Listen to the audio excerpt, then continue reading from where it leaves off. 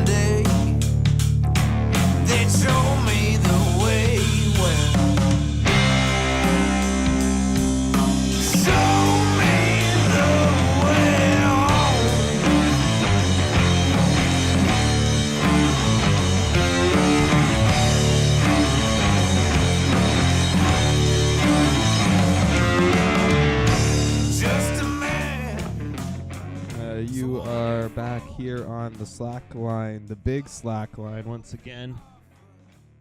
We had a couple missed weeks, but we are back in the game here once again with Jay Wow. Wow. And the boss. The boss is coming! That's a made-up dumb fairy tale name, you. And yeah, we are back in the house once again. The mustache is here. Sadly, possibly for the final time, or maybe we'll probably do a couple more episodes before you go. But some sad news today that JWoww will be heading back to Brazil in due time. The country is telling him to get out in no uncertain words, but actually just for hopefully until my PR until I get my PR here and afterwards come back. That's right. You'll be back sooner than you could ever hope for. Yeah, but you see, today I'm kind of homesick. I brought Matt some Brazilian treats. Some here. Brazilian treats. That's right.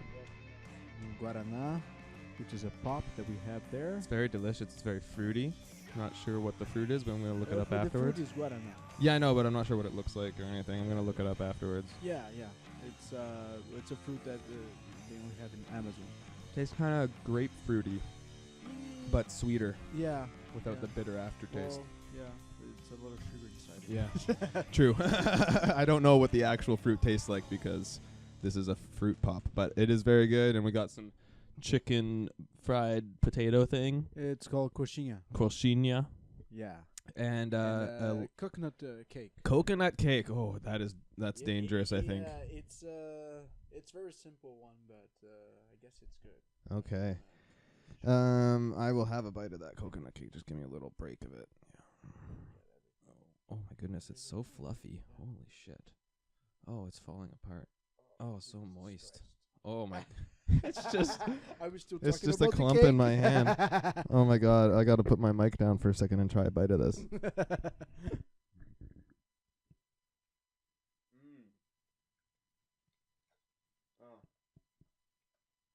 Not so bad, huh? It's all over my shirt and my pants. Oh, delightful. Okay.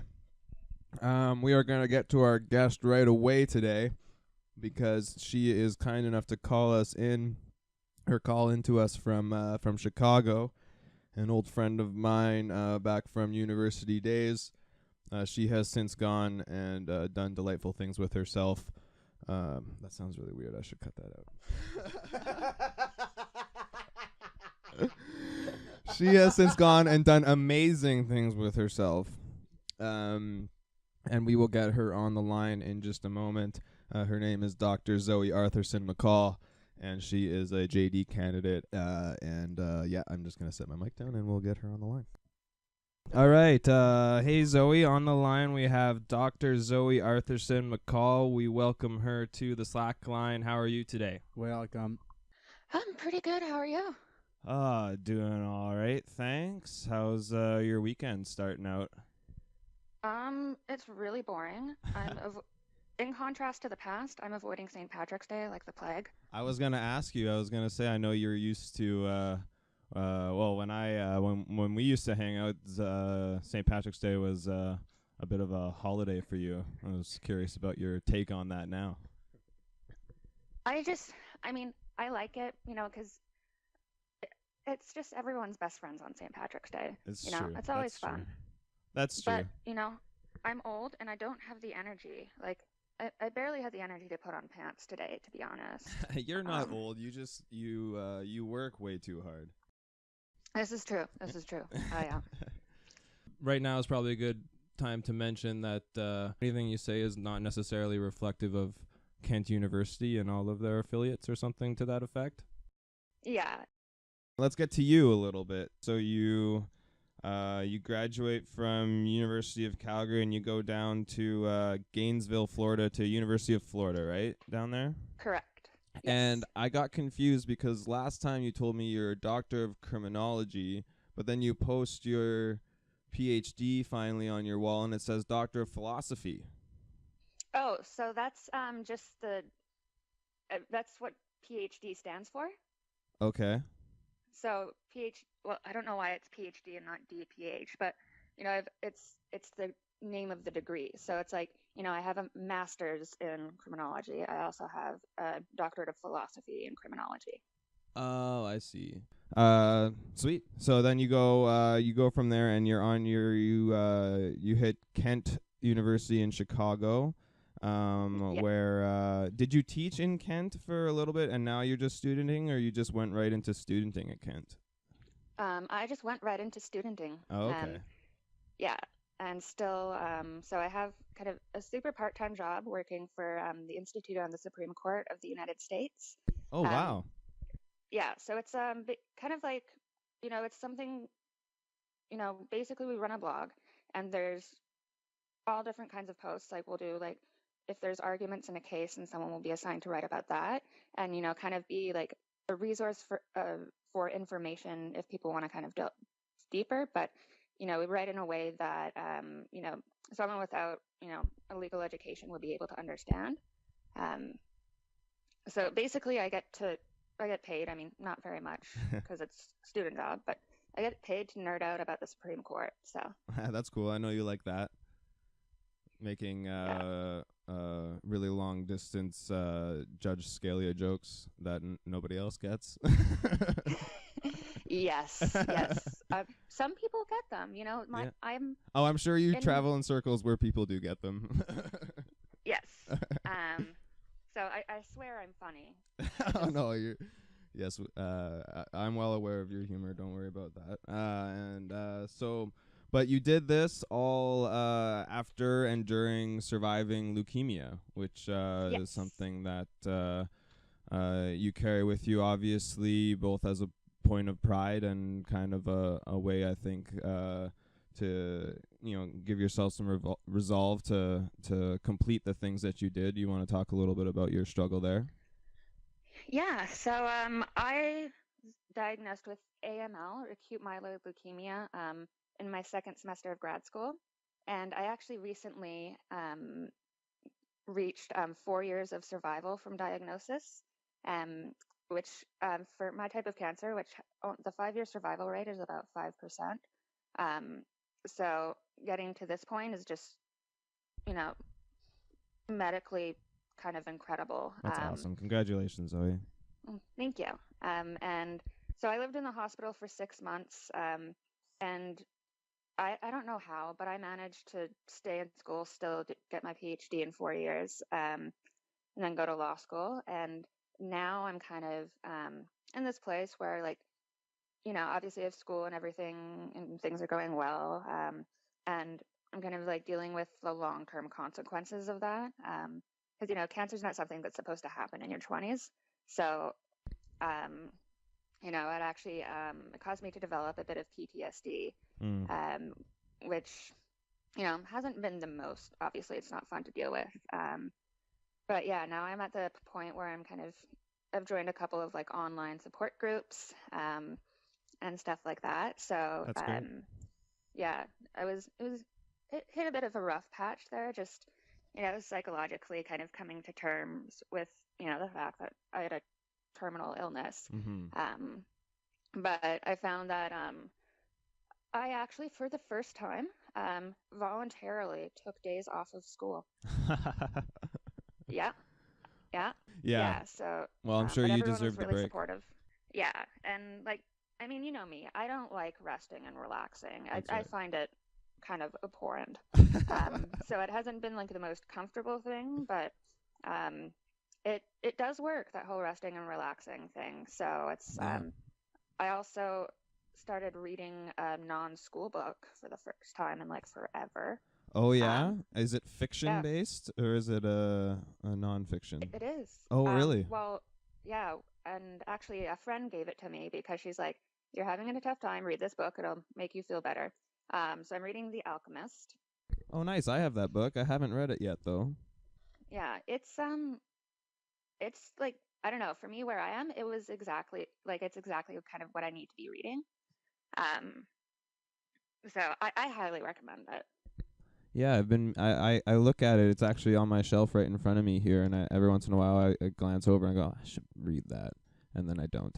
But I mean, you go to the U.S. for school. You end up dealing with cancer. I mean, we all know the stories of the healthcare system down there and the university costs down there. Like, how did you get through all that? And I know you were kind of working for the school and you did your things that way, but like, man, that's like that must did Canada help you out at all with that, or like how did that work? Um, well, the financial aid at the hospital that I got my bone marrow transplant at was actually really, really good. So basically, you're like, if you have this application, and if you make less than like the poverty line, whatever amount, Yeah. then you know, basically they kind of waive, the majority of your fees. So I ended up usually only just paying for prescriptions, and it wasn't as bad as I would have thought. But that's me and my little white privilege ivory tower bubble. So I imagine that that is not the experience that a lot of other people have. Yeah, but I was curious because I mean, yeah, obviously the white privilege is a thing, but you're not a citizen of that country.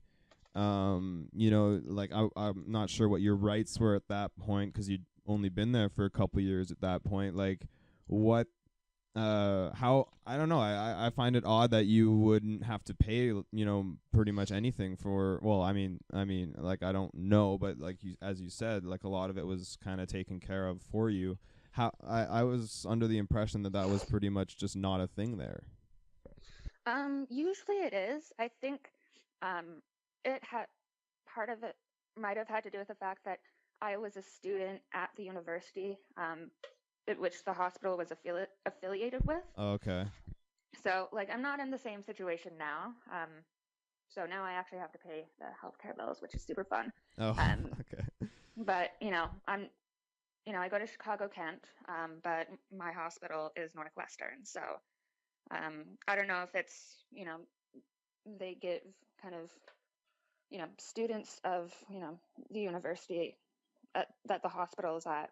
Um, I think there's that. I also there was actually in the my graduate school office there was a student who was a few years ahead of me, and he had actually gone through treatment for a different type of cancer in his like first or second year of grad school as well. Okay. So he was very good at financial aid type stuff, and he was a huge help in kind of helping me navigate things at the beginning. So I think that that just gave me like a really good advantage in terms of kind of figuring, you know, the logistics of having cancer out, which, then allowed me to focus on, getting better.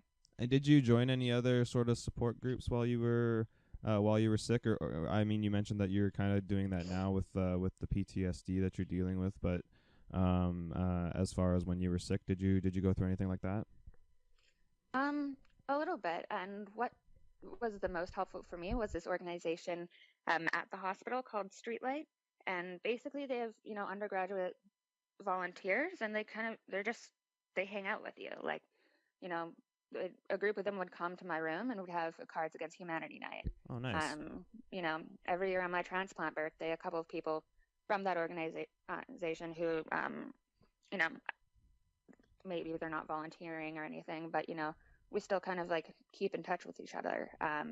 And that was the biggest thing for me. And I'm actually still good friends with the director of the program, Emily Sullivan. And it's, just having like, it's the little things that I think really make the difference when people are facing, terrible experiences like I did.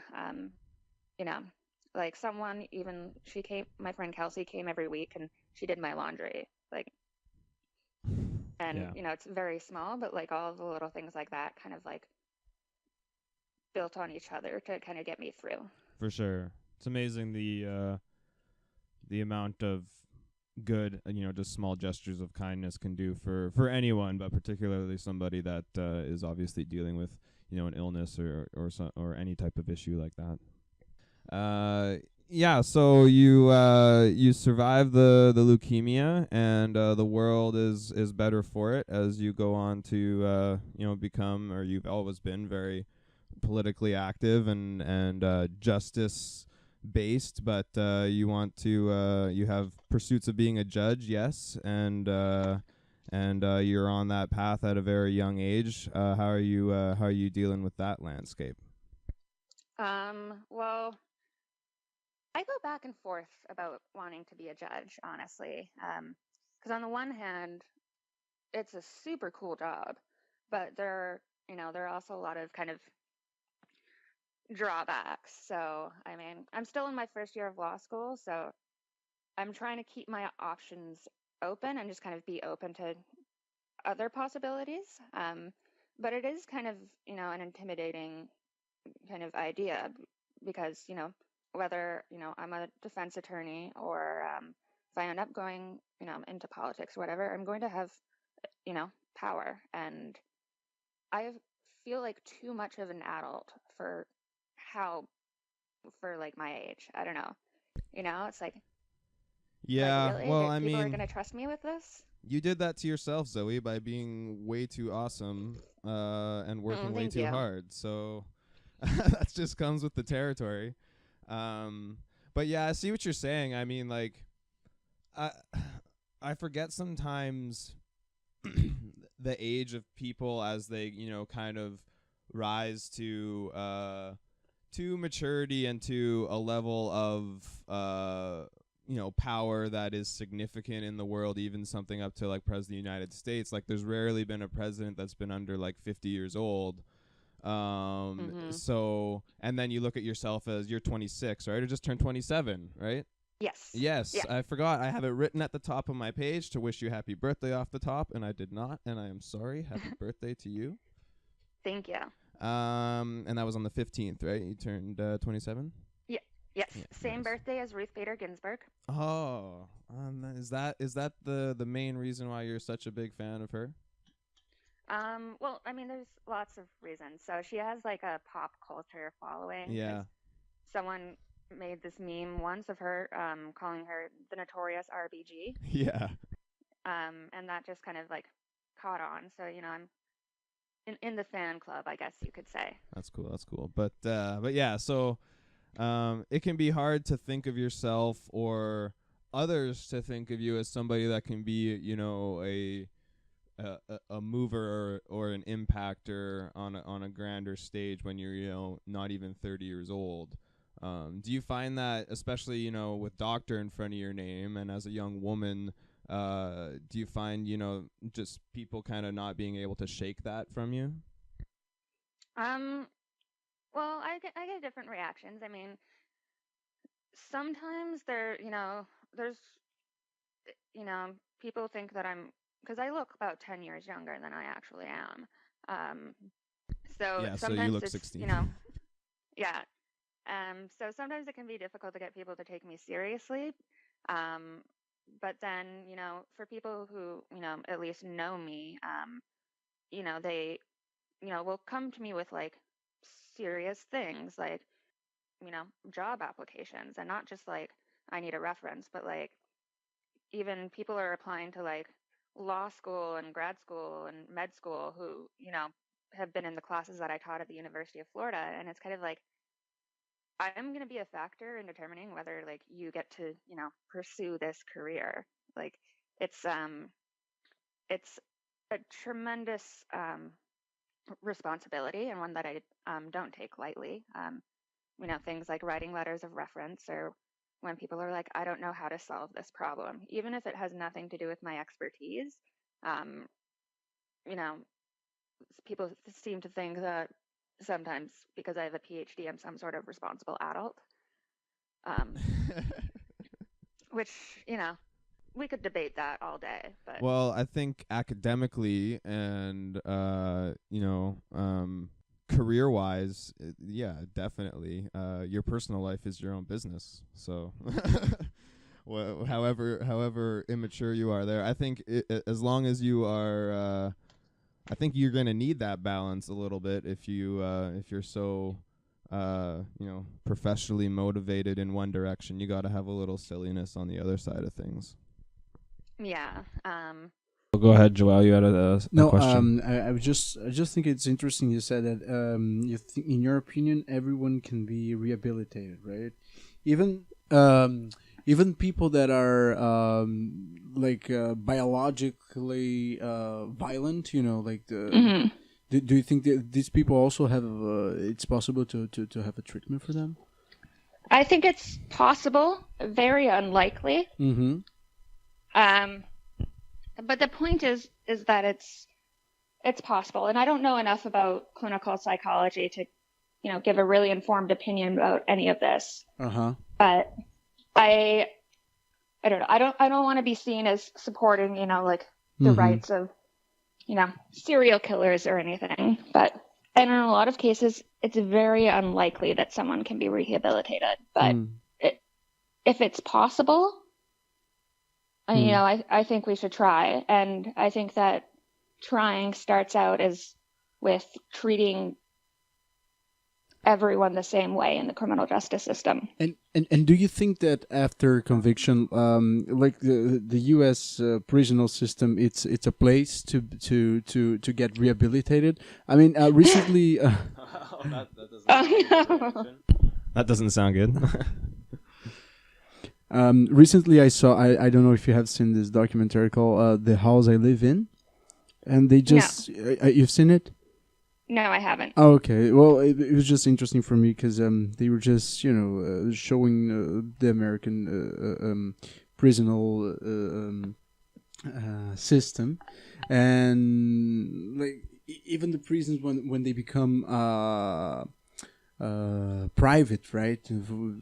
Like someone owns that to make money, right? I mean, what your take about that? I mean pardon my language, but the American criminal justice system is a clusterfuck of a dumpster fire. Oh, God. It's doing an absolutely terrible job at rehabilitation. No, there are pockets of good, very small pockets. I can't think of any off the top of my head, so it's not 100% bad, but as a whole, no. Just not doing a great job overall. Yeah. If you've ever watched any clips from Last Week Tonight by John Oliver, he actually does a very good job at presenting legitimate information about criminal justice reform and everything. Yeah, he has some good segments on it. Yeah, I've actually shown it in a couple of the classes that I taught. Oh, good. Yeah. Cool. I like that. I get really into like crash course videos and stuff like that. It's good to know that teachers are actually using those types of things. Yeah. Well, how about everything that's going on down there in the great old U.S. of A? Oh God. It's pretty disastrous, hey? It's almost hard to wrap my head around it. Like, you think that you've hit kind of the threshold for, how much bullshit a country can tolerate. And then all of a sudden, just whole new pile. Yeah, what kind of blows my mind about the whole thing is, like, if this was even, well, I mean, during Obama's administration, like, I don't even want to know what the backlash would be, but, like, all of these types of people that are now like supporting Trump, who were all like super pro Reagan and all that type of stuff. Like if this was happening when those people were, you know, in their 30s and things, like there would be an uproar. Like even the slight suggestion of like tampering with Russia or something would like provoke like nuclear war. Like it's insane to me that people are just like, huh, maybe. I'm like, no, definitely. Like, Yeah. no, maybe. Yeah, no, it's take the birther movement, for example. Like that was insane, and that was about just this really, really tiny, like negligible, fact. And there was this insane uproar about it. And now there's, Russia tampered with our not our election, because I didn't, Canadian, so I don't vote in U.S. elections. But like, it's just kind of like, but her emails. Yeah.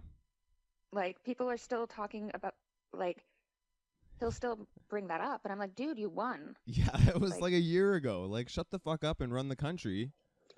Oh my God, 2 years ago, almost. Yeah, fuck.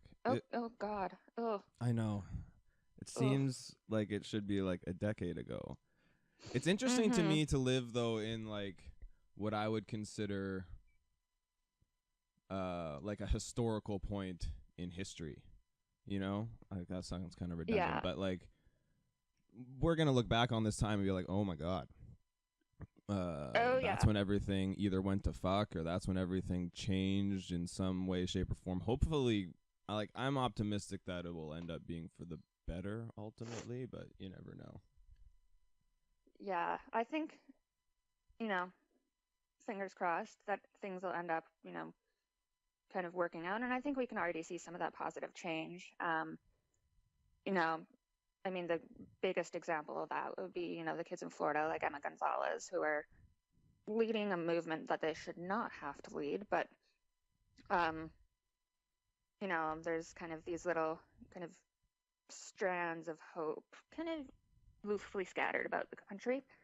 And I think we're going to get through this, but we're going to look back and it's going to be one of those things where, like, our kids are going to be like, but you remember what happened with the Holocaust, and then this thing still happened, and we didn't quite learn our lesson about nationalism. Like, yeah, that's all. That type of thing is really what blows my mind about all of this is to see people, marching with Nazi flags alongside American flags, and like a bunch of people that are on that side also think it's un-American to kneel before the American flag, and I'm like, no, that's like the most American thing you can possibly do. And like your grandfathers and stuff that fought in that war would be like embarrassed and disgraced by you carrying that flag alongside of the American flag. Like, what the fuck? I don't get that. I know it. I have tried to understand, and I don't think there's enough bourbon in the world for me to, really comprehend, how people can think that's okay. And what I really, kind of one of the, I would say, collateral consequences of, that type of, behavior and that, arising of hate is that it creates, a very us versus them type of culture. So, it becomes very difficult for people to have, conversations about things that they disagree on, which I actually so I have one friend, super Republican, but we're both kind of like real, we both don't like what's going on, right. Even though we disagree about everything. So we've made it a point to just have respectful conversations about things that we disagree with, right? Like she's very, very pro-life, I am very, very pro-choice, but that kind of like it's just actually incredibly easy to just not be an asshole. Right. And I think that a lot of people, who are caught up in, this conflict and kind of making scandals out of things that shouldn't be scandals, that they just seem to have lost that concept. Oh yeah, tell me about it. It's very frustrating to watch sometimes. Like I force myself to, but like I find myself like, I'll watch some news segments or something, and as soon as somebody from, pretty much any one of, take your pick of like white nationalist movements or just like, all the way up to the president of the United States, like 30 seconds into them talking, I have my head in my hand like, what? Like Betsy DeVos is the education minister, and like she can't even answer like basic questions about public schools, and like I'm like, what? How is nobody? I mean, but the thing is I guess I think that nobody's doing anything, but then you see like the kids in Florida and these types of backlashes actually happening, which I think is the positive kind of pushback from this. Like there's been a lot of political apathy from people of our generation, I think, from just like, Facebook became a thing and we thought liking things actually, made a difference somehow. And then, all of a sudden we realized like, oh shit, this stuff was actually growing. How can we, suppress it, in a weird oppressive way, I guess. But like it has to be suppressed, right? Like you can't tolerate stuff like this.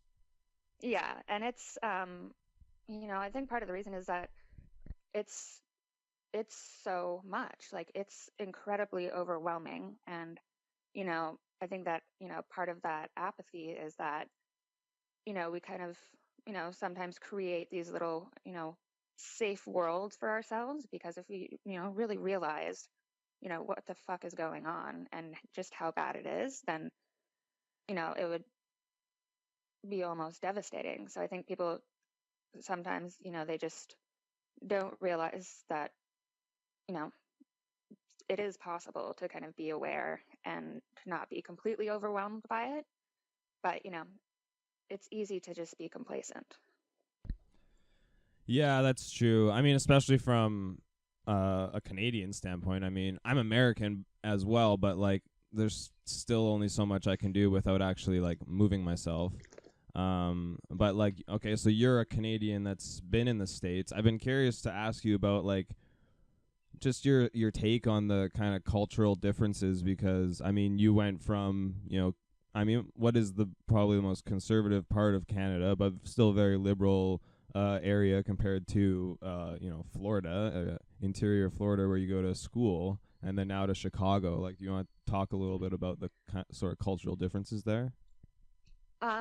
Yeah, so honestly, I had a bit of culture shock when I moved to Florida, because it's just, I mean, it's not like anyone's saying a different language, but it's, like little things like, the different accent there, or kind of, you can like almost like see kind of the, inherent racial segregation, you know, and obviously Canada has its own set of issues when it comes to race and ethnicity, but it's just so clear and like out there. And I don't know, I'd never seen okra before. That was Okra? okra. Yeah, I'm not sure what that is. Sorry. It's like a kind of vegetable type thing. It's disgusting. Okay. But yeah, even like little things like the food, or just kind of how people, kind of treat each other. It's little things like the door doesn't get held open for you as much. Yeah. There's less like please and thank you type of thing. Do you find that to be? Sorry, go on. But if like the thing that changed, or that I've noticed, that's the difference between Chicago and Florida, is because now I drive, and driving in Chicago is a nightmare. Yeah. Oh yeah. Oh my God. It's like, that whole idea, defensive driving. Yeah. Like takes that to an extreme. Like sometimes there's not even lanes on the road, and sometimes there'll be like 2 lanes, but then someone decides to park in the one next to the curb, so you have to. It's just anarchy. Yes. sometimes the anarchy can work when there's like no traffic lights and stuff in like places like Mexico and things, when it's just like pure chaos, or like India or something, but like it seems to work because everybody's kind of working together to run the chaos. But when you're like completely ignoring what are very clear, like, laws and like lights and where you can park and stuff like that, then yeah, things get really fucked up. Mm-hmm. But that's kind of beside the point. And it's also like, I also, because I've been in school for so long, so a lot of the people who like I grew up with or went to high school with, they're like having kids and buying houses and doing things that, because they have jobs and make money, they're able to do. So sometimes I also get a bit of big kid purchase envy, because I'm like, man, no, I make negative money right now, and that person just bought a Mercedes. Yeah, but you're doing important things with your life. Well, I hope so. I know I it's so strange how we don't reward that type of behavior in our kind of social and economic structure very well. It's always been weird to me that people like teachers and law professors and whatnot, and just, well, I mean, law professors I'm sure are making a killing overall in the US, but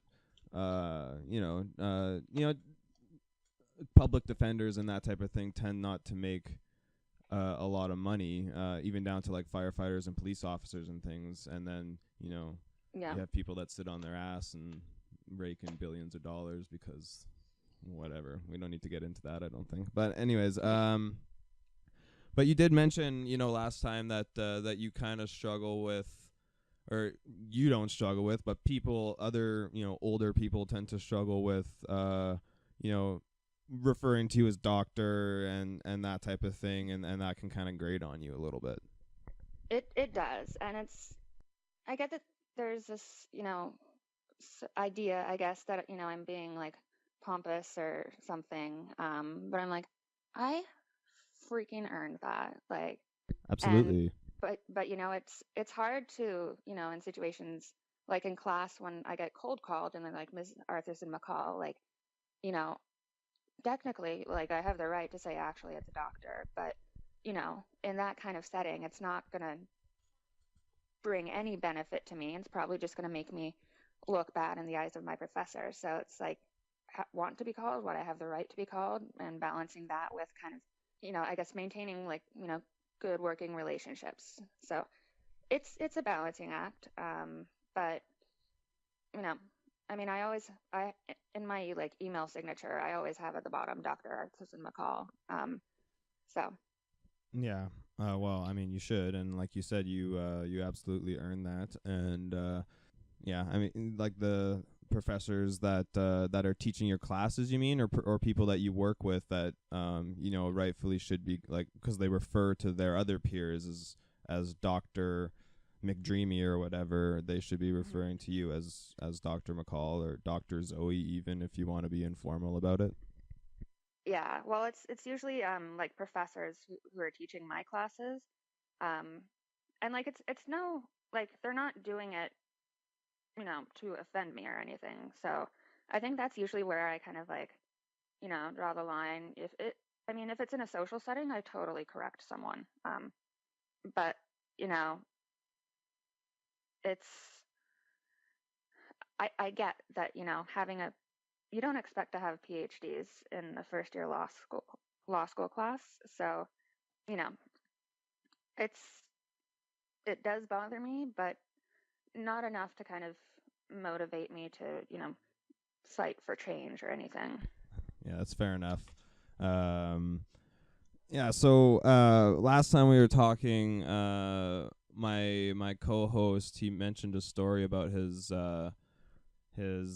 girlfriend who used to work in the medical field in France, and she experienced these, like, I guess, kind of back rooms of where the doctors and pharmacists and people used to draw pictures, lewd pictures of colleagues and stuff, and And, the people would go in there to change, and doctors and whatnot would just leer at, nurses and that type of deal.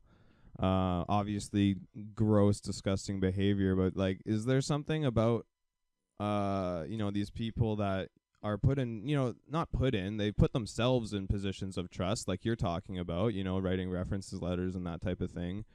And then, take advantage of that, not just with patients, but with, professional colleagues and people that are around them and people that you would think would, say something about it. Well, I haven't experienced a whole lot of it in law school. I think it's, when I would start to experience it, at least, more so than I kind of, as a woman, just generally experience sexism on a day-to-day basis. It depends, I think, on where people work. Because I know, like, some types of law firms or some kind of government agencies are, more comfortable and, better places for, both women and people of color to work for. So it's an interesting time to kind of, be considering these things with, everything going on and, 45. So I don't know. Right now I'm just trying to keep, not like a low profile, but just, focus on kind of getting the most I can out of my education and kind of, being aware that, these are things that I'm going to have to deal with, probably, but kind of just, I'm not going to be in like a serious workplace environment for a couple of years. So I'm just kind of letting myself not experience that burden for now. That's a pretty good way to look at it. Kind of just avoid the types of situations where that type of behavior might be coming out. But it is, it's hard to avoid because it's so systematic, right? I mean, you're dealing with it even on a smaller scale of somebody calling you, sweetie or something like that, or undermining something you say just because, like you say, you look 16. Like I'm sure you get a lot of mansplaining around you all the time from people that are, much mansplaining. Yeah, and from people that are likely less educated than you. And you don't want to be pulling that card ever, right? It's like, even as like a guy to guy, you don't want to pull that card. How do you feel about somebody that is, for lack of a better term, of a lower education level than you? That's not a bad term necessarily, but like kind of trying to tell you about something that you obviously know more about, but won't relent because of some sort of machismo or whatever. Yeah, well, it happens. It's and I think I just, if it's like, a male professor or something who honestly, like, thinks that they're like educating me, and it's not, they have good, basically, if they have good intentions, then, I'm usually like, I try to be aware of, different situations and just be like, they probably think I'm just like a regular 1L. So why would they, have any reason to know that I know about, X, Y, or Z? But if it's a classmate, and a male classmate, or even a female classmate, though, at least in my experience, women are less mansplaining, understandably. But usually, honestly, it's like, it's not more like anything that I say. I usually honestly just glare or roll my eyes. Just make it very clear that I'm, they need to stop talking. I'm sure that often works. It's very effective. Let's switch gears a little bit. I wanted to talk about Judge Aquilina and the Larry Nassar case in the U.S. And I wanted your perspective on what happened is I think it was 7 young women, gymnasts accused, and Larry Nassar was convicted of sexual assault as a doctor who was trusted with with healing them in a what was called a kind of experimental method, what was basically just sexual abuse. And he sentenced to like 200 years in jail, for all these counts. And during the sentencing hearing, Judge Aquilina was pretty visceral with him, saying that she was happy to sign his death warrant and that type of thing. And she also brought in a bunch of people from that were part of the case, although had complaints about his behavior. What's your take on that as somebody who studies justice? And, I thought that judges were supposed to be a bit impartial, more impartial, obviously, in sentencing or in trials, but in sentencing, it felt kind of weird. What's your take on that? So first, I mean, I absolutely believe that Larry Nassar deserved every year of that sentence. But, kind of similar to you, I do,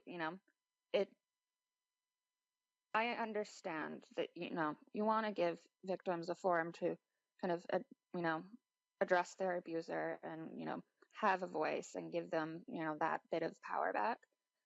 But I don't, and I feel at least a little uncomfortable with the idea that women who are not, part of the case were allowed to kind of have an effect on his sentence. I think, I mean, I understand why, but I also have like a bit of an issue with victim impact statements. I mean, I think that's important to take, a victim's experience into account, but I don't, what makes me kind of like, or I guess what irks me, I don't necessarily think it's 100% wrong or anything, but it's something that I'm like, oh, I'm like, I might disagree with this, but I basically don't know enough to know whether I fully disagree with it or not. But like, I don't like that you're bringing in stuff after that's not, wasn't in evidence before. So that's kind of my first issue with that. But, I might have a different take on it once I, learn more about the law. And with respect to Judge Aquilina's, remarks during sentencing, she absolutely has the discretion to, say, what she wants to, and, give whatever sentence. But I feel like she went a little bit too far in terms of including personal details about herself.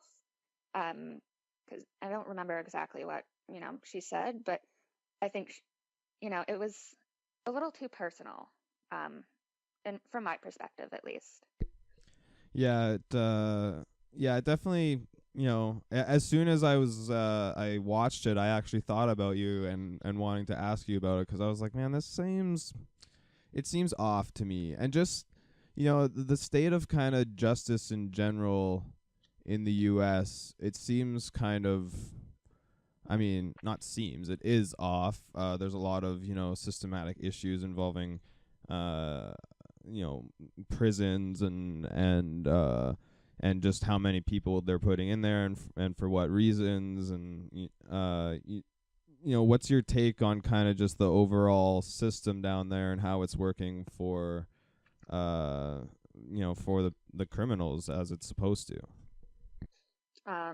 Well, there are just so many problems with the criminal justice system in America. I mean, that's partly why I live here, because there's so much work for me to do. Like, I'm always going to have a job because there's just so many problems. And there are pockets of good, but it is hard to find them, especially when it comes to like overcrowding prisons, or the biggest from time to time I'll learn about an issue and become kind of obsessed with it. So right now my kind of obsession is, I don't know if I talked about this last time, but I went with the criminal defense clinic at my school to talk to some of their clients who, they I don't want to give too much details, but basically they're convicted of crimes and then they're removed to a civil court because of the nature of those crimes, and then they're given they're sentenced to a treatment facility where they have to complete this program, even though they've already served their criminal sentence. And it's, things like that where I'm like, yes, these people have done really horrible things, but the whole idea, just because they've done horrible things doesn't mean they should have less rights than anyone else. Yeah, the idea is I they don't know. serve their sentence, right? Why are they not sending them to the facility, immediately? The one that they send them to afterwards. Why don't they just send them directly to a facility like that? I have no idea. Fair enough. So it's, and I'm very,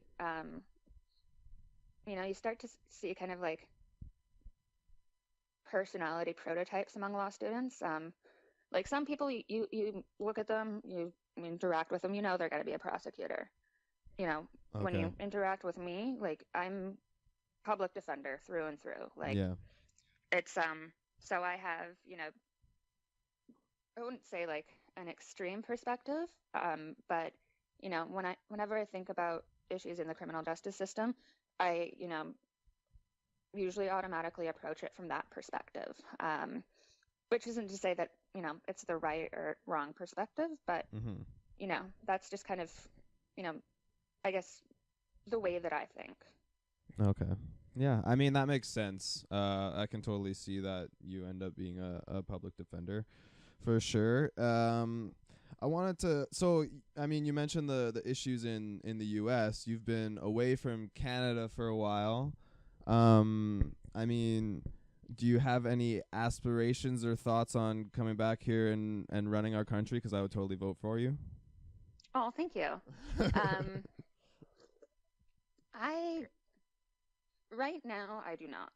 I'm,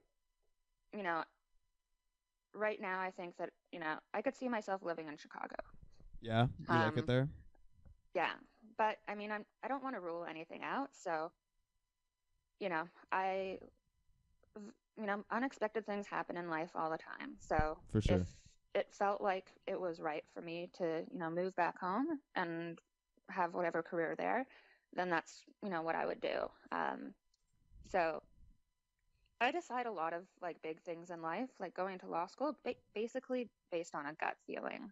Yeah. Okay. Fair enough. Yeah. Yeah. One final thing before we go. I know, Zoe, you're probably really tired and want to have a nap before your bedtime or something along those lines. But I wanted to speak a little bit about the tragedy in Florida a couple weeks ago. You went to school down there. I'm not sure how far Gainesville is from Parkland, but it's not a not a large place, regardless. So,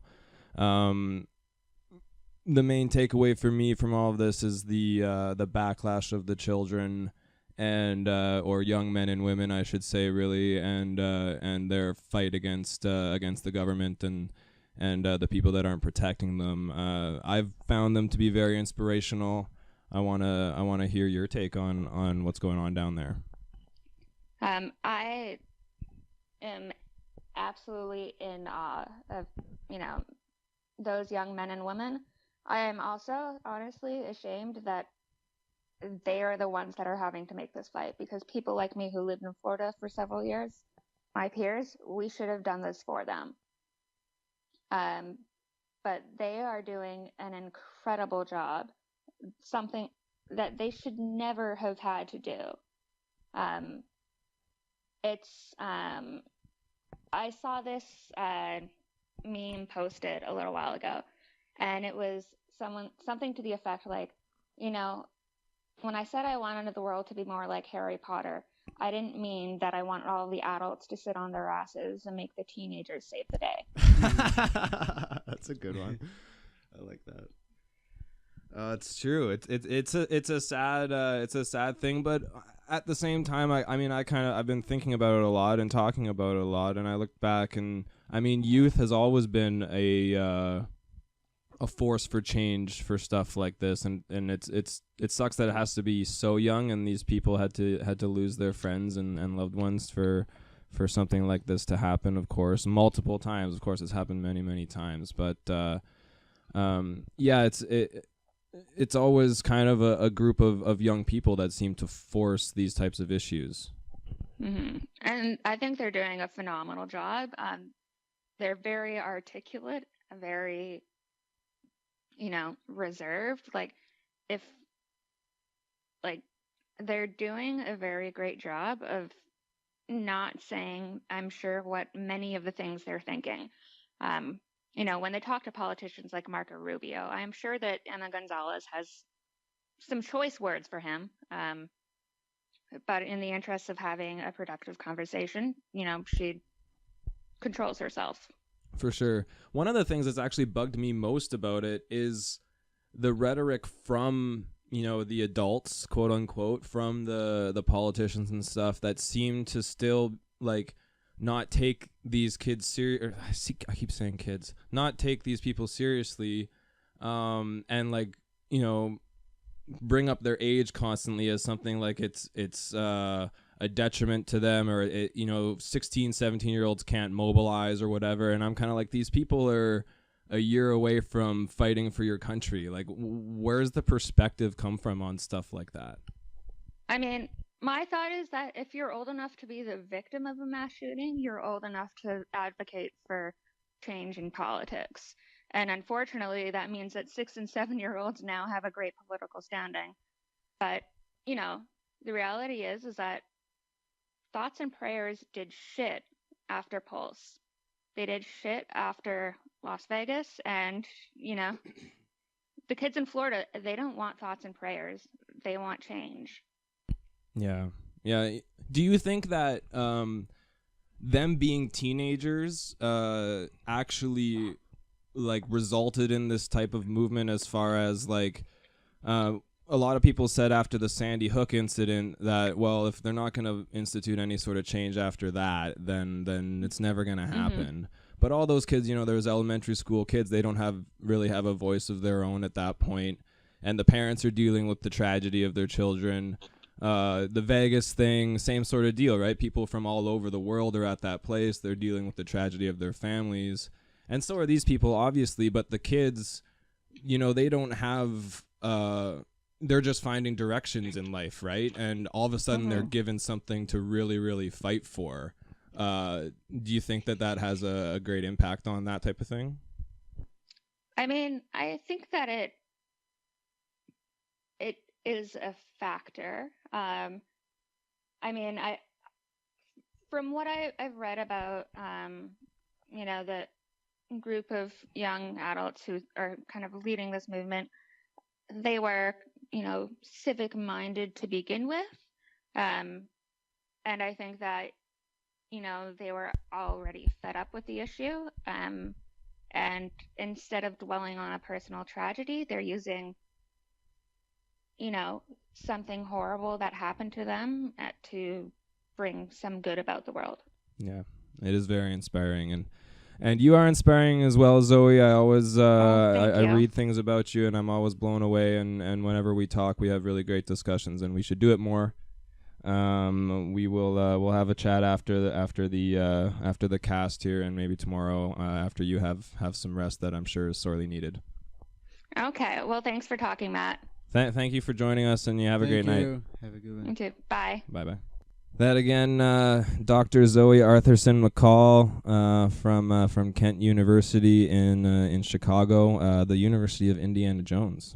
Oh wow! Yeah, fictional Superman, but they have real life superwomen there and super people, and she is obviously a very interesting and very inspiring person. So.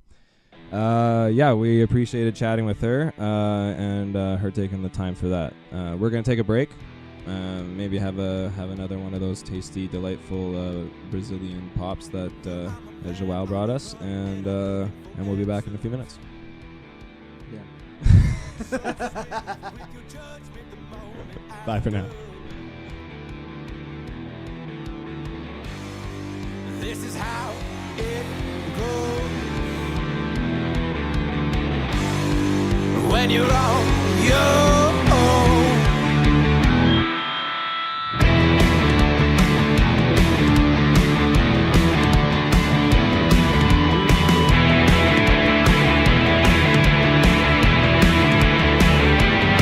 A betrayal of the heart was only the start. I'll tell you the tale if you play your part. This is how it goes. For the debt you owe.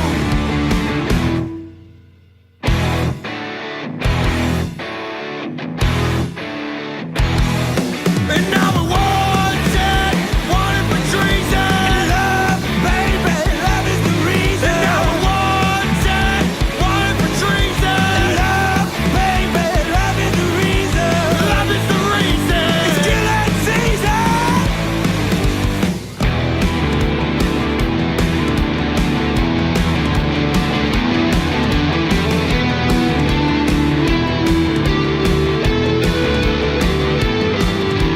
Wrongfully accused, for this time I won't refuse. But if I say to pull the trigger, you had better shoot. This is how it goes. Revenge is and now wanted for treason. Love, baby, love is the reason. And now wanted for treason. Love, baby, love is the reason. Love is the reason. It's killing season.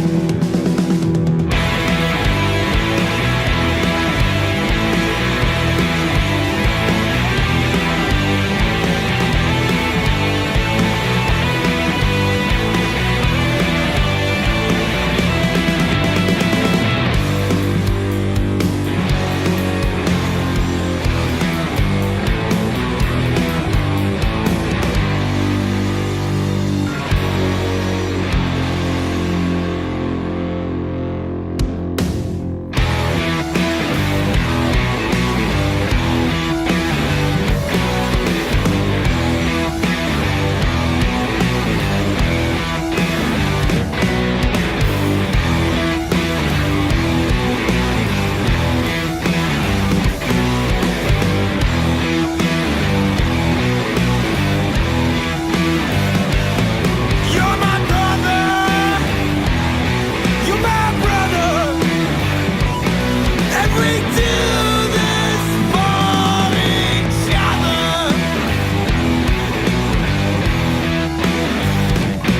You're my brother. You're my brother. And we do this for each other. And we do this for each other.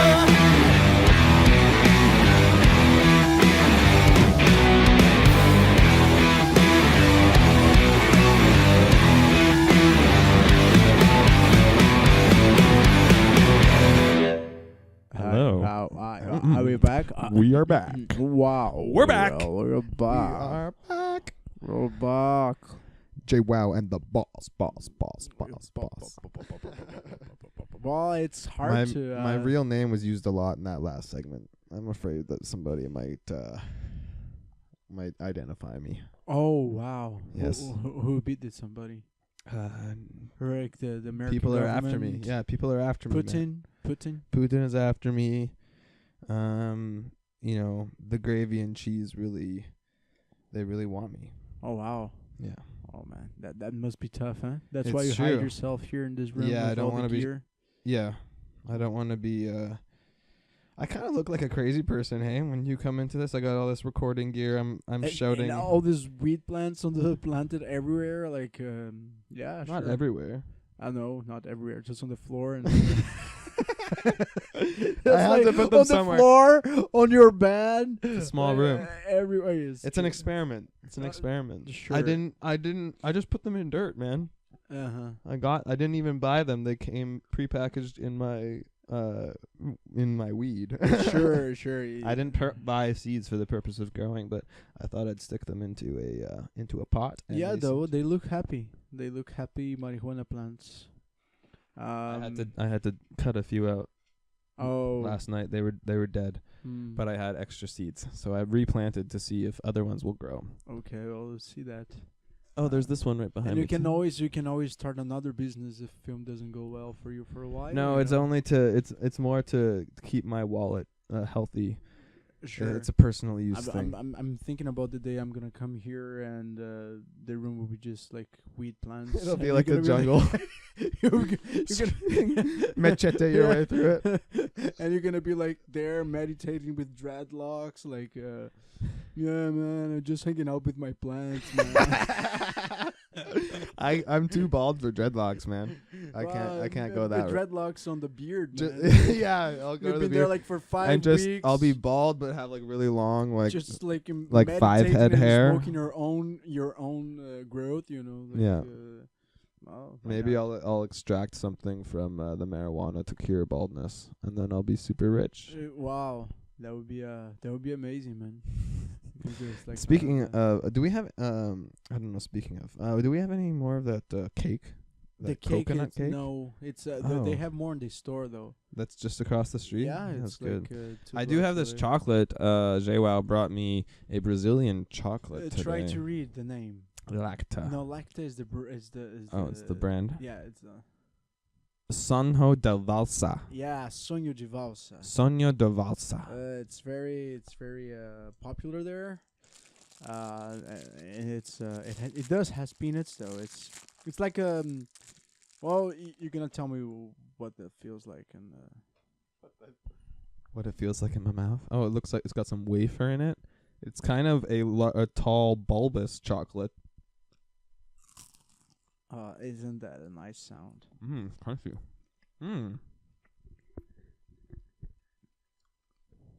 It's very much like an O. Henry, which is a Canadian chocolate bar. Oh, look at that. But it's got wafer in it, which the O. Henry doesn't. But the middle part is very much like an O. Henry. It's like peanut butter, right? With Yeah. With some nougat, maybe. I don't know what nugget is, but sure. It's like that stuff that's in a Snickers bar, the white stuff.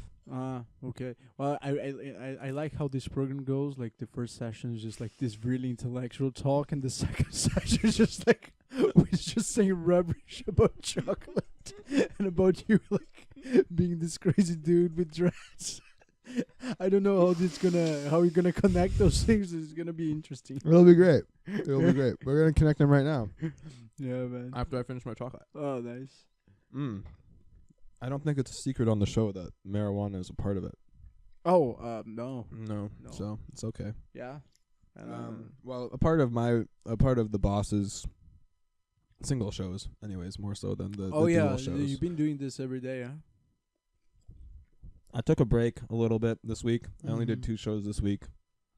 I don't know. I was mentally zapped, but I feel better now. Okay. So I think I'll get back to it next week. Oh, that's great. That's great. It's good to keep those things going. Yeah, in the last segment we talked to my old friend Dr. Zoe Arthurson-McColl It was a great talk. about justice Yeah. and And injustice. and injustice and sexism and misogyny and how her life as a cancer survivor and very interesting, inspirational woman and person. She's probably like the most interesting person I know, I think. After me, of course. No. Of course it is. Just don't If want she that lived meat in on the air. if she lived in the city and I had an opening and I needed a new co-host, I'd probably kick you to the curb. Oh my God, that's an awful thing to say. Just kidding.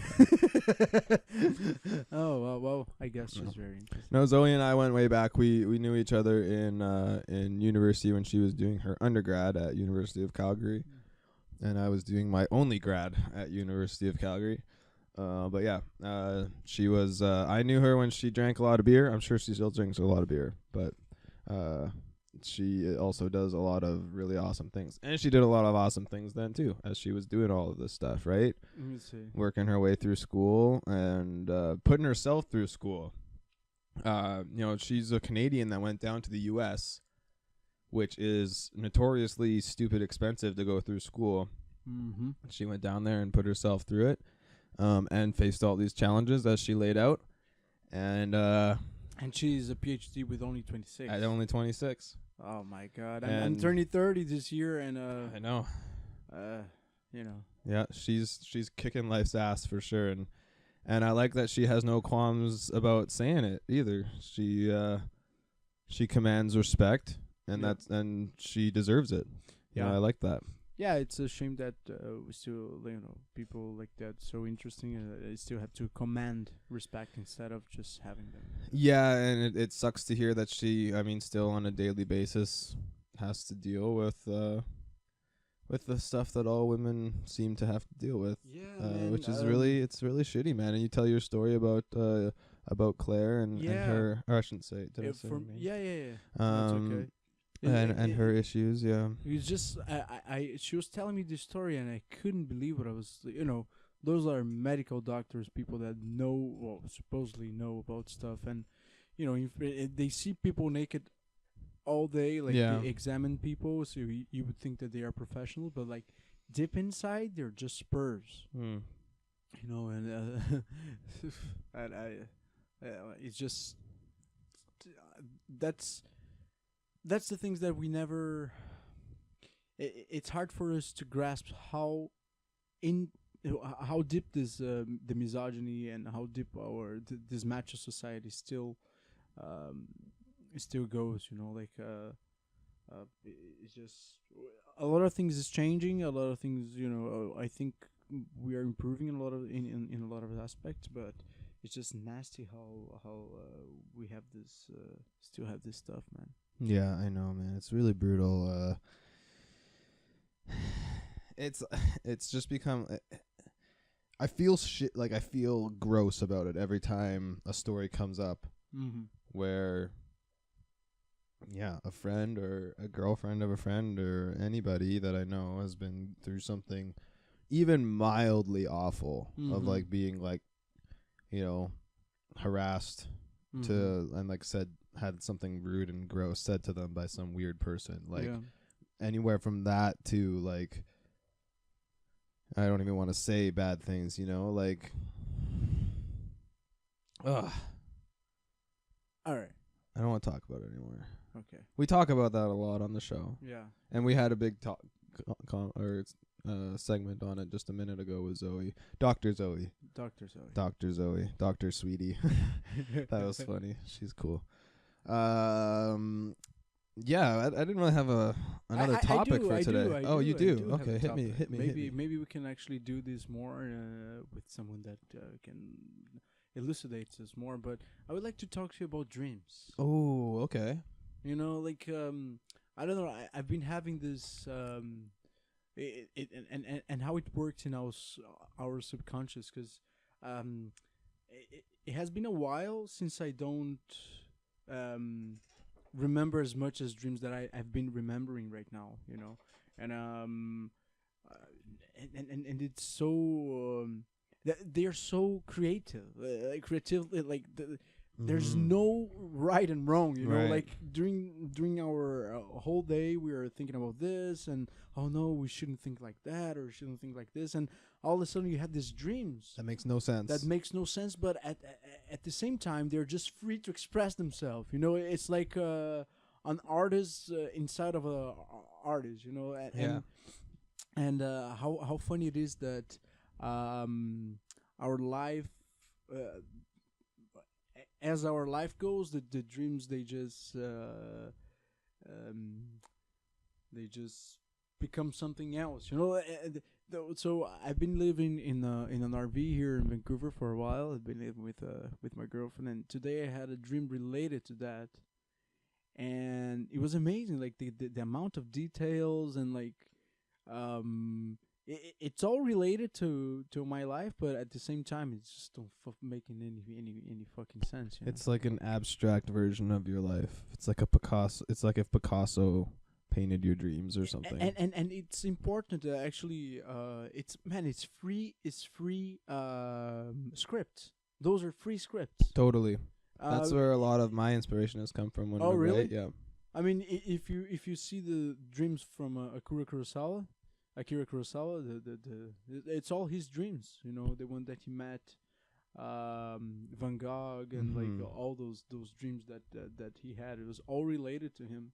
And it's free script, man. These people are they know what they're doing, man. Well, for your ideas, you have to write them down, and you have to remember them, which is a challenge with dreams. It's tough to remember dreams a lot of the time. But you know, there's a technique. If you just when you go to bed and you put beside like a notebook and a pen, and you say, okay, I'm gonna write down the dreams. Like maybe I'm not gonna remember, but that's my goal. Yeah.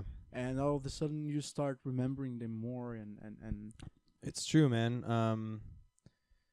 Yeah, I have an interesting relationship with dreams. I used to have lucid dreams when I was a kid.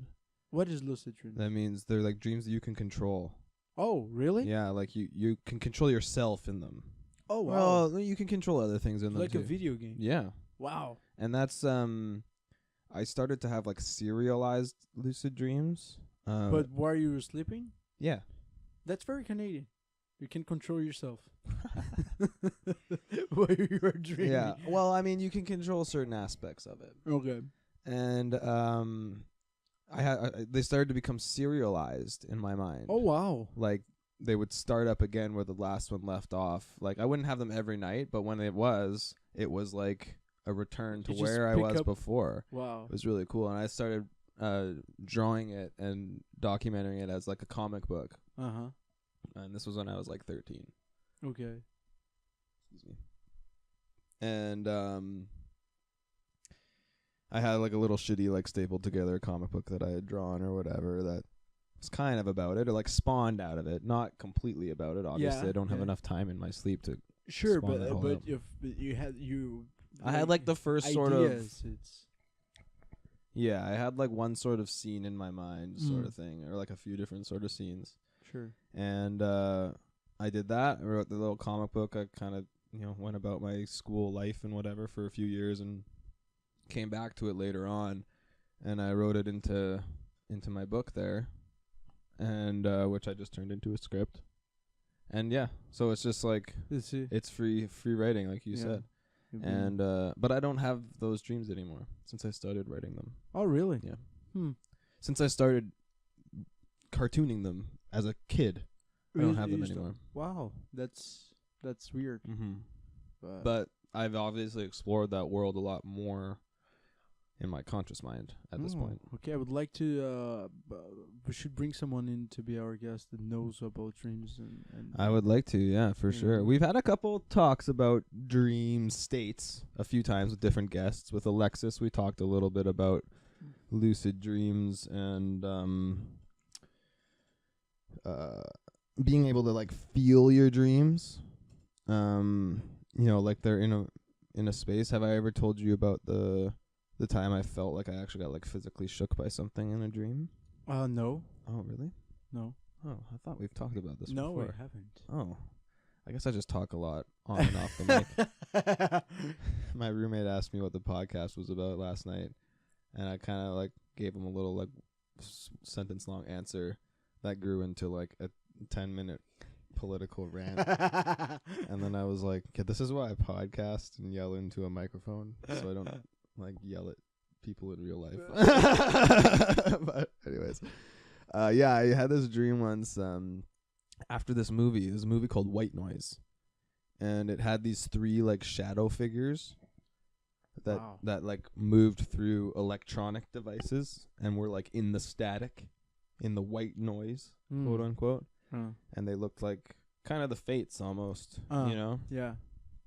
And they were just shadows that would like go along the floor or the wall wow. or whatever. It was kind of a scary movie, and it's Michael Keaton. He's like a guy that's like looking for his daughter in the afterlife. Wait, or you had something. Michael Keaton in your dream? No, no. This is the movie. Oh, it's a movie. Yeah, the movie White Noise. Oh, okay. Yeah. I thought you were talking about your dream. No. I was like, wow, are you hiring these actors to participate in your dream? Are you paying them, or what's the deal? Yeah. It's a movie coming out with Michael Keaton. That's actually a very good idea. Yeah, so this, well, it is. They made a movie out of it. No. I mean, to have famous people in your dreams without paying them, you know. Well, you don't pay anybody to be in your I dreams. know, but that's amazing, isn't it? Like, you have to pay to even like have a picture of these people, and all of a sudden you can dreams about, I don't know, Yeah. Angelina Jolie and doing the next Tomb Raider. I don't know. Yeah, I mean, definitely had those types of dreams. So we, yeah, there's these 3 figures, and my room at my place growing up, I was 15 at this time, and my bed, if I was laying one way on it, I was looking like directly into my closet. And if I was laying the other way on it, I was looking directly at my wall. It was against my wall. And I woke up in the middle of the night, and I opened my eyes, and I could see directly into my closet, and I could see the 3 figures in my closet. And I had just watched that movie like a couple days before. Oh, fuck. And I was like, my reaction to it was really weird. I was like, okay, and just like turned over and pulled my covers over my head. And then I felt something grab my shoulder. Oh, fuck. And physically shake me back and forth like 4 or 5 times. And I started screaming. And I woke up, and my dad was like, had like come into my room like a second, like he like, as I woke up, his like my door opens, like, dude, like, are you okay? Because his door was right next to mine. And I was like, yeah, I was just having like a crazy dream. He's like, you were literally like screaming at the top of your lungs. Oh, I was my like, God, oh my man. God. It was really, it was crazy. It felt real. And they call that, I think they call that sleep paralysis. That's what we talked about with. I had that. yeah. I had that the other day. Oh wow, okay. Yeah, it's like a couple of weeks ago as well, man. Not weeks, a couple of months ago. Yeah, sure. Yeah, but not couple. Yeah, it's like a couple dozen weeks ago. Yeah, sure. Yeah, but something like that as well. Like I opened my eyes, but I was paralyzed. And I couldn't move anything. I was like, fuck, what the fuck? What's going on? And yeah, that was creepy. Did you see anything? Because a lot of times there's like a few common stuff that people see when they're in this state. Oh, really? Yeah. No, man, that was weird. And there was one time that I felt my the sheets just to fly on top of me, like. And then I opened my eyes and there was nothing in the room, man. But that actually moved, man. Stuff like that, man. It chills me. That's crazy. Well, it's not real, right? But it feels real. Yeah, it feels That's the real. thing is, so a lot of these accounts are common with people that claim alien abductions. Oh.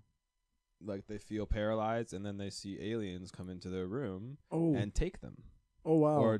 Or like do something to them, but they can't move. Oh, fuck. And they appropriate the fact that they can't move to something the aliens are doing to them. Fuck.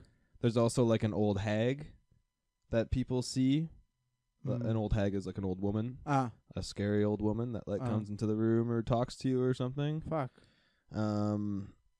So I think there's one more. I can't remember what it was, but there's like 3 or 4 different really common accounts that people have when they experience sleep paralysis. I It's had interesting. this the old woman, but it was not a dream. It was my grandma's house. She woke me up. Not so scary. Maybe too scary. She Too had scary. the cucumber mask on Yeah, and yeah. the curlers in her hair. Wake up! It's midday. Vacuum the house. Oh, we love our grandmothers. My grandmothers are awesome. They would never yell at me like that. No, my I don't think my would do so. No. They would just give me treats and delicious breakfasts in the morning. They don't care what time I get up. They're my grandma. It's true, man. Sometimes I just want to be a father so I can be a grandfather. Like, you know, like you could Yeah, just I like feel skip that. all the bullshit of Yeah, being a just father. like, you got grandkids, little. Yeah. They're like you can puppy do whatever chil- you do. Yeah. Like, and if they cry, you're just like, oh, they're crying. Just give it to the dad. They're like puppy humans Yeah. that somebody else has to take home and you just get to play with and have fun with. Man, that's the best of the worlds, right? My father's gonna be a grandpa now, and he's just so everything is nice in his life now, man. Like That's he's cool. smiling all the time. He's just like, it's gonna be a grandfather. It's cool, man. Yeah. Yeah, kids are an interesting thing too. Yeah. That's a different type of dream, I guess. If we want to segue it that way. A dream? Oh, to have kids. Dream from Dreams. sleep dreams to like life dreams. Yeah, man. I would like to have some kids. Yeah. You know, work Spread in your the farm seed. for me.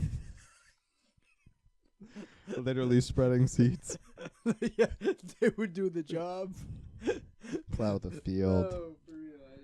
That's why people used to have families. I know. For a I know. workforce. Yeah, but I always get Well, it's one of the reasons. very divided in this subject. Me too. It's like, Well, it depends on the person too that you're with, right? It's true, man. It totally depends. Because if you're with might not be the right person, you're in trouble. Well, and when you're just not with anybody, it's really easy to be like, fuck kids, that looks terrible, I don't want to be with that. But then, like, you're with somebody and you see that, like, I remember having an ex. Wow, that's nice. I remember being with my ex, and we were at, like, a family reunion of hers or something. And she had, she was, like, taking care of a small child that was like 2 or 3 years old, just like playing with it outside, and I was like watching her with this like little kid, and she was like laughing and like pointing at things while the kid was like laughing, and I was like, That could be fun. that's nice. What's up, girl? Yeah, exactly. Yeah. Yeah, it's one of the images that sticks out in my mind about her. It's interesting. Yeah, kids, I go back and forth on like you do, I guess. Yeah, and then you know, and at the same time, you look like at the mass of how this fucking word is, and like, oh man, really gonna put someone here like that is gonna. It's true, man. Like, it sounds like alarmist almost, like people being like, oh, I don't want to bring kids into this crazy world, but like, it is like, it's true. Like, I don't want to bring kids into this fucking nightmare that's going on, and like, what? Like, their generation might not even like survive. Yeah. Like, I don't like to be a pessimist, but sometimes I was just like, all right, maybe not. Yeah. You know, recently, Maybe that will be the like a pandemic mindset amongst people of our generation. Yeah. That will be like a natural population reducer. Yeah. Maybe because that would be a film. And maybe because people are afraid of having kids for the future, they won't have kids for the future, and then in the future they will have kids, and then the humanity will stop there. Mm-hmm. Children of Men is kind of like that. Have you seen Children of Men? Yeah, I've seen it, but it's not like that. There was like only a woman that could have kids. Yeah, That's all it. the women couldn't have kids anymore. It's not that they're not trying; they were trying. I know. I'm okay. Anyways. Don't be smug with me. All right. I'm the smug one here. Yeah, sure. After you told me you're gonna trade me for Dr. Zoe. Zoe, just because she's a doctor and she's amazing. Yeah, I think she's got better things to do than sit in my room and podcast. Hey, man, and okay, but she doesn't have a mustache. I mean, No, she doesn't. That's true. you see, that's a point in favor for me, I guess. Maybe. Oh shit. It would be interesting to have a woman in that had a full-blown mustache just like yourself. Like as a girlfriend? No, just I don't know. On the podcast? No, just a person. Yeah, I guess just a person. Maybe we'll cut this part out. It'd be interesting to have this person. Like, how do you mean? You just have, I have a person in my, it's a lady with mustache. You just like get rid of Would Boris. you like to see my You get mustache rid of woman? me, you get rid of me to put Dr. Zoe in my place. You get rid of Boris for the girlfriend with a mustache. What? Not even a girlfriend, just a person. Just a person that's in the house. This person, I just have that. I just have that person. I adopted. No, not even. I just have it. It's just I have that person with the mustache. That's a thing. It's the thing that I have. Okay, I cut that part out. It's so sad. It's your assessment. What do you have? I have a car, a dog, a person with a mustache, 3 guitars, and a lot of weed plants in my room. Not a lot. There's 3. Man, there's a lot. It's like 4, and one is in your bed. It's just on the bed because I need to make space for you on the floor. Oh, I'm sorry. I'm sorry. I'm sorry I bother your plants. I'm sorry. It's just because it hasn't been nice enough to put them outside. It's sunny. It's sunny right now. I know. I should put Not them right outside. now, all day. No. It's been sunny all day, man. It's been snowing down here. What the fuck are you talking about? Snowing today? Are you No, crazy? not today. But like for the last like couple weeks, it's I'm been really talking about shitty. today, I all know. day. Well, I didn't put them out today. I'm sorry. Well, don't be sorry. Do something I'm about sorry, okay? it. I'm sorry, hoser. All right. Well, I think on that note, We're gonna cut it right there. and, We've only been talking. your person with mustache wants to come in. Maybe this maybe this segment will just I'll just cut this whole second segment. I will just have Zoe's interview and it will be a really somber thing and we won't have this stupid goofy follow up about food and dreams and people with mustaches. And kids. What about a kid with a mustache? Oh, I think that's a thing. But like really young kid, like 6 years old. I think that's a bully issue, man. Oh, actually. really? Yeah, it's touchy though. Oh, maybe Shouldn't that will be the be. mic test next week. Yeah. We haven't done the mic test in a while. We haven't said much offside in a while, so maybe I will keep this all in. Nobody's fucking listening anyways. Oh, yeah, it is. Just Emily. Emily? Emily. Peyton? Yeah. Oh. What's up, Emily? Hey, Emily. If you get Good to shout out if you for get to your- this spot, give me a shout out like right at that point and be like, hey, I listen to this spot. And you too, Jerry. Jerry, I know is busy on the road. Senor Jimenez. Yeah, but if he's out there and listening and you get to this point, just give me a shout. Yeah. And Max. and maybe we'll cut it there and tell anybody that is listening to give us a shout. Whenever they listen. I got the first YouTube comment a while ago. Oh, wow. You're like John Oliver. It's just 100,000 million Yeah, comments yeah. below. He disagreed with my assessment about the gun issue. Oh, the person? Yeah, Oh, okay. yeah. Touchy. Told me to do my research. Oh. I did a lot of research. Okay. So that was your first comment? Do your research. Pretty much. Oh, okay. It's like, this person's an idiot. And, well, there's, because I had Jimmy Kimmel as, like, the poster. Uh-huh. And so they were like, Jimmy Kimmel's a political idiot. And you don't know anything about gun control. What about trucks that are killing people in France? Are those called assault trucks? Trucks? Yeah. Yeah.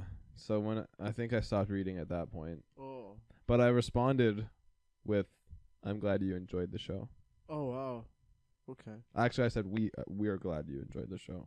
I want to make it sound like I'm more than one person. We're a whole company, okay?